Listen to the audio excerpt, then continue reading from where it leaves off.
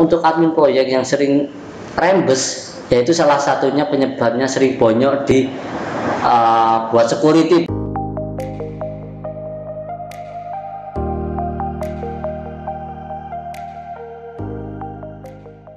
Bismillahirrahmanirrahim. Assalamualaikum warahmatullahi wabarakatuh. Selamat datang di channelnya Pejuang Karyawan. Seperti biasa di channel ini saya berbagi informasi seputar pekerjaan, lamaran pekerjaan, seputar karyawan dan tutorial ya. Nah, kebetulan di video kali ini saya membahas sebuah pertanyaan ya, yang ada di kolom komentar, yaitu komentar tentang perbedaan antara tugas dan tanggung jawab admin proyek dengan tugas dan tanggung jawab dokumen kontrol. Lah, itu perbedaannya di mana? Nah, di sini saya cuma merangkum sedikit saja ya, informasi tentang perbedaan dua pekerjaan ini. Sebenarnya hampir sama ya sepintas, cuman kalau dikerjakan itu berbeda sekali job desk-nya ya. Nah, untuk lebih jelasnya teman-teman bisa lihat di layar HP atau layar monitor kalian. Di sini saya tulis saja biar teman-teman bisa sekalian baca sambil mendengarkan. Oke. Nah, di sini saya akan membahas tentang tugas dan tanggung jawab admin proyek dulu ya. Untuk yang pertama, tugasnya adalah melakukan proses data entry. Nah, maksudnya di sini adalah tugas pertama dari seorang admin proyek adalah melakukan proses data entry. Data yang dimasukkan adalah data yang berkaitan dengan segala hal di dalam proyek. Harus ada pendataan yang jelas dan terorganisir di dalam komputer yang dikelola oleh administrasi proyek, baik itu dari segi tanggal, nama, data, penanggung jawab, dan banyak lagi ya. Ini bertujuan agar data tersebut bisa segera diakses sebagai bahan rujukan apabila terdapat kesalahan dalam proyek konstruksi yang berlangsung. Nah, ini yang pertama. Kemudian tugasnya yang kedua adalah melakukan sesi dokumentasi. Nah, sesi dokumentasi ini maksudnya adalah dari seorang admin proyek adalah melakukan proses dokumentasi. Perlu kalian ketahui, proses dokumentasi ini harus berjalan secara faktual dan tidak terlambat sama sekali ya. Dokumentasi hari itu harus dilakukan hari itu juga agar proses dalam proyek terlihat secara signifikan. Lebih jauhnya perlu kalian ketahui kalau proses dokumentasi ini tidak hanya berbentuk dokumentasi foto saja, melainkan juga data-data dan media lainnya seperti video, tanda tangan, atau lain sebagainya ya, yang berkaitan dengan dokumentasi proyek tersebut. Kemudian yang selanjutnya adalah menjaga dan mengecek inventory kantor, istilahnya ngecek material di proyek seperti itu ya. Selanjutnya, seorang admin proyek juga memiliki tugas sebagai penjaga inventory dan aset perusahaan di proyek tempat dia bekerja. Setiap aset dan fasilitas perusahaan harus dicek dengan baik supaya tidak terjadi kesalahan dan ataupun kehilangan ya. Biasanya kalau di proyek itu saking ribetnya pekerjaan, kalau nggak dikontrol banyak yang hilang. Di tempat saya seringnya itu material itu pada hilang ya, karena adminnya itu lalai seperti itu. Pastikan semua inventory dan aset dicek setiap pulang kerja, atau setidaknya Anda memiliki bukti kalau aset tersebut sedang digunakan oleh pihak lain, agar ada yang bertanggung jawab apabila terjadi kehilangan. Nah, ini kasusnya yang sering terjadi ya teman-teman. Saya pernah ada beberapa proyek itu seringnya tuh material tuh hilang. Karena apa? Karena dari sisi surat izin itu tidak lengkap. Jadi asal teknisi pinjem yang gak ada surat tertulis, jadi nih gua pinjem nih, nanti dikembalikan sore, ternyata lupa atau gimana, ditinggal di tempat kerjaan, lupa dan hilang, akhirnya dicari nggak ada. Nah, ini nanti jadi masalah di belakang ya, ketika stop of name ya, biasanya itu sering banget terjadi. Kemudian yang selanjutnya adalah mengecek biaya operasional dan membuat rembes ke kantor pusat. Tugas selanjutnya yang harus dilakukan seorang admin proyek adalah melakukan pengecekan dan validasi terhadap semua biaya pengeluaran di dalam kantor selama berada di proyek, seperti misalnya biaya listrik, biaya internet, pembelian ATK, dan beragam biasanya operasional lainnya yang mungkin muncul pada saat proyek dilaksanakan. Istilahnya dadakan lah ya. Sebagai seorang admin proyek, kalian harus melakukan validasi terhadap data-data yang diberikan oleh pegawai yang mau melakukan rembes atau klaim terhadap perusahaan. Jika terdapat data yang tidak memadai atau tidak akurat, kalian bisa menolaknya. Setelah data-data tersebut lengkap dan terpenuhi, selanjutnya kalian hanya tinggal melakukan rembes dan mengirimkan invoice ke kantor. Ini juga sering terjadi ya. Ini kasusnya di admin saya ini, biasanya lolosnya di rembesan ya. Rembesan tahu-tahu gede banget ya kan, tanpa izin set manager atau kepala engineer di lapangan. Tahu-tahu rembes bensin lah, rembes beli material lah, beli apapun yang berhubungan proyek, tapi tidak ada tanggung jawabnya ketika dicek ini sudah ada izinnya apa belum. Alasannya klasik, udah ada kan Pak, soalnya ini butuhnya, pengennya cepet, harus diselesaikan hari itu juga. Jadi yos mau nggak mau istilahnya harus cepat duitnya ya.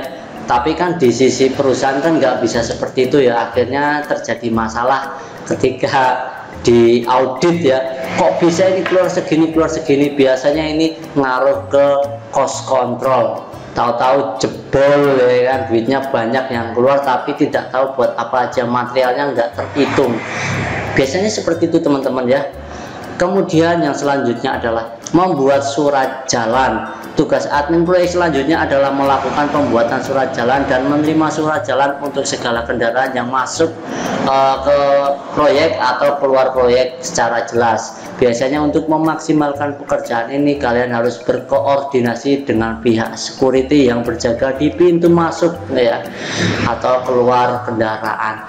Nah, ini yang sering terjadi apa saya ketika jadi admin proyek, kalian akan dimintai uang rokok. Jadi kalian ketika jadi admin proyek harus siap-siap duit ya, duit istilahnya duit tambahan gitu ya. Soalnya apa? Ketika nanti ada material atau barang keluar masuk proyek, kalau nggak dikasih pelicin, ya tahu sendiri lah, susah demokrasinya di proyek itu kenceng ya. Jadi kalau semua di admin proyek itu kalian tidak bisa bernegosiasi dengan security ya, jebol-jebolan. Dan itu sering terjadinya apa? Untuk admin proyek yang sering rembes, yaitu salah satunya penyebabnya sering bonyok di buat security, buat beli rokok, buat beli apa, itu kan biasanya nggak ada stroke atau apa ya. Nah itu biasanya adminnya nomboki ya. Nah buat kalian ini yang mau jadi admin harus siap-siap itu, cara ngatasinya harus dipersiapkan, harus gimana ya. Terus yang selanjutnya adalah membuat data absensi dan lembur. Lebih jauh, seringkali kalian juga harus membuat data absensi dan lembur dari karyawan yang bertugas untuk memastikan kalau biaya perusahaan benar-benar terintegrasi dengan baik dan tidak ada kesalahan. Biasanya hal ini sering menimbulkan konflik di dalam proyek. Itu sering banget. Seringkali kalian harus melakukan koordinasi dengan pihak kedua atau ketiga.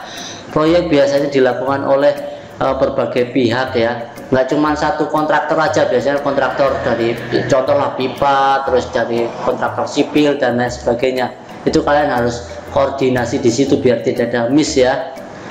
Nah untuk kalian yang semua pengen jadi admin, diusahakan pinter komunikasi. Kalau di lapangan kalian nggak pinter komunikasi, ya dimaki-maki ya. Nah kalian harus siap mental juga ya kan. Itu sudah pernah tak bahas di video sebelumnya. Untuk yang selanjutnya adalah merapikan dokumen dan membuat salinan dari setiap dokumen yang ada.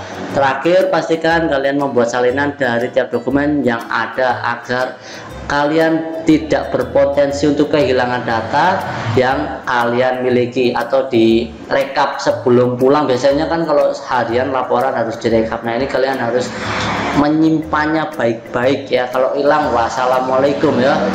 Kalian juga harus merapikan dokumen-dokumen tersebut agar agar bisa diakses dengan mudah bila mana sewaktu-waktu dibutuhkan. Dan ini yang sering terjadi oleh admin proyek, itu tidak rapi ya ketika filing dokumen. Itu biasanya asal taruh. Ketika nanti engineer itu tanya, ini gue mau minta data ini di mana, bingung, akhirnya endingnya hilang ya kan. Disitulah terjadi awal mulanya berantem atau ribut ya kan. Sering banget terjadi kayak gitu ya teman-teman. Makanya dijaga wanti-wanti, ini hal sepele tapi sering banget terjadi. Nah, kalau admin proyek biasa ya harusnya sih kalau udah terbiasa paham lah ya. Tapi kalau untuk yang baru nyemplung di dunia proyek ya, ini walaupun sepele harus dilakukan dengan baik lah ya.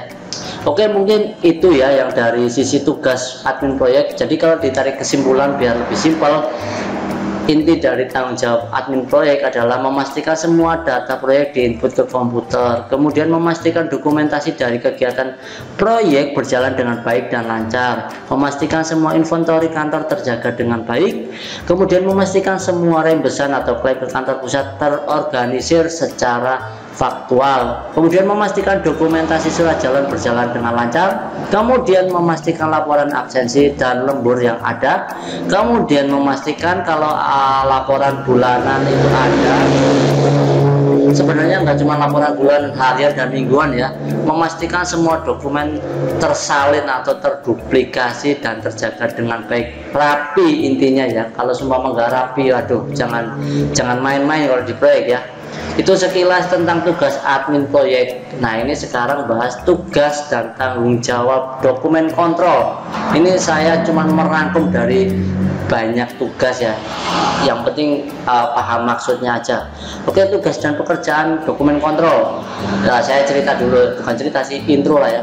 Dalam sebuah tim proyek, posisi dokumen kontrol biasanya langsung di bawah proyek manager biasanya ya, dan sejajar dengan para engineer serta sebagai penghubung antara kontraktor dan perusahaan klien dalam hal keluar masuknya dokumen.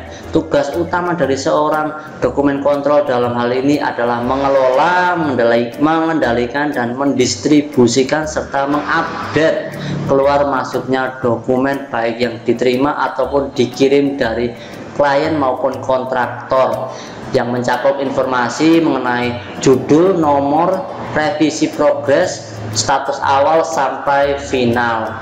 Itu yang pertama dari intronya ya. Yang perlu digarisbawahi di sini adalah dokumen kontrol bukan merupakan staf administrasi, tetapi bagian langsung dari sistem pekerjaan project engineer itu sendiri. Posisinya sejajar atau disejajarkan dengan para engineer karena dokumen kontrol di tim project bertanggung jawab langsung kepada project manager, seperti itu ya. Kemudian pembagian jenis dokumen project engineer. Ada dua tipe dokumen yang dihasilkan dari project pekerjaan engineer ini, yakni dokumen report dan dokumen drawing atau gambar, shop drawing ya biasanya gitu ya.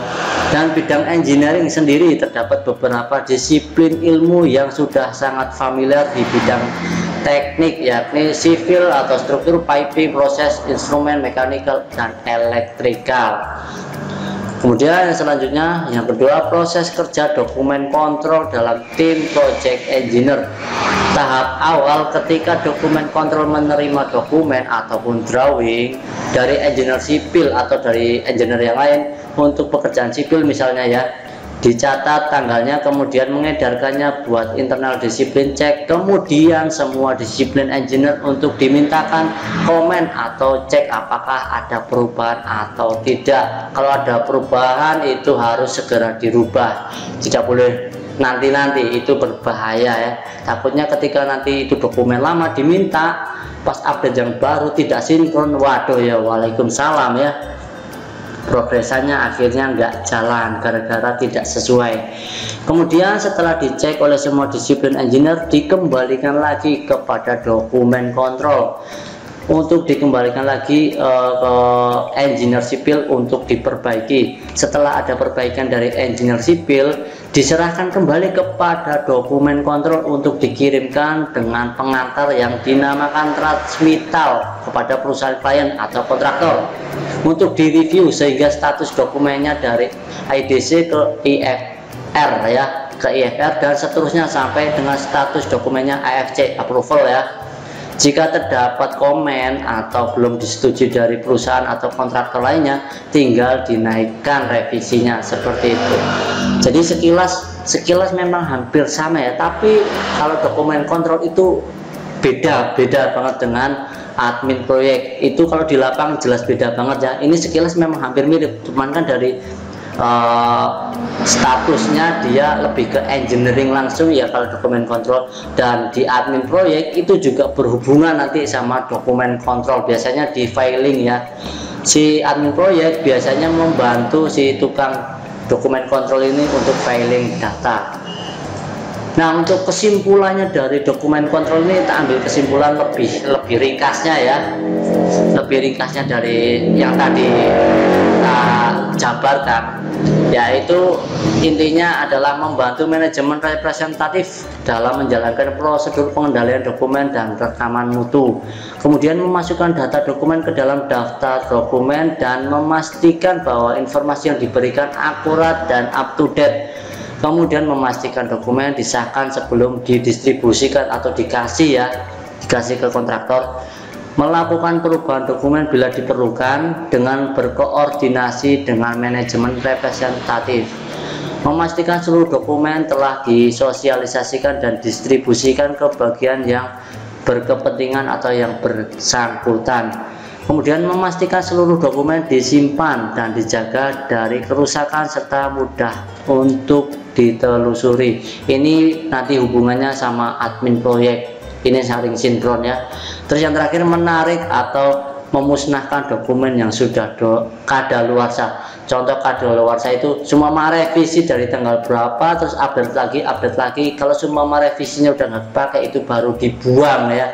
Kalau masih dipakai jangan. Jadi seperti itu maksudnya. Oke, sekilas perbedaan dari admin proyek dan dokumen kontrol itu seperti yang saya jelaskan tadi ya teman-teman. Silahkan ditarik kesimpulan. Ini teman-teman bisa dicek lagi, istilahnya diulang dari awal kalau masih bingung ya antara tugas admin proyek dan dokumen kontrol. Itulah kenapa saya catat di sini biar teman-teman bisa istilahnya melihat lagi ya tugas-tugasnya itu ngapain aja. Jadi ketika nanti melamar pekerjaan sudah paham kerjanya itu ngapain aja. Oke, jadi sekilas itu saja yang bisa tak sharing ya untuk video kali ini. Semoga bermanfaat. Nah, untuk teman-teman yang punya kritik dan saran atau ada pertanyaan yang kurang paham, silahkan tinggalkan di kolom komentar di bawah ini. Nanti nek sempet ya tak bales ya, kalau nggak sempet ya mungkin lain kali. Oke teman-teman, terima kasih sudah menonton, semoga bermanfaat dan menambah wawasan kalian. Terima kasih. Wassalamualaikum warahmatullahi wabarakatuh.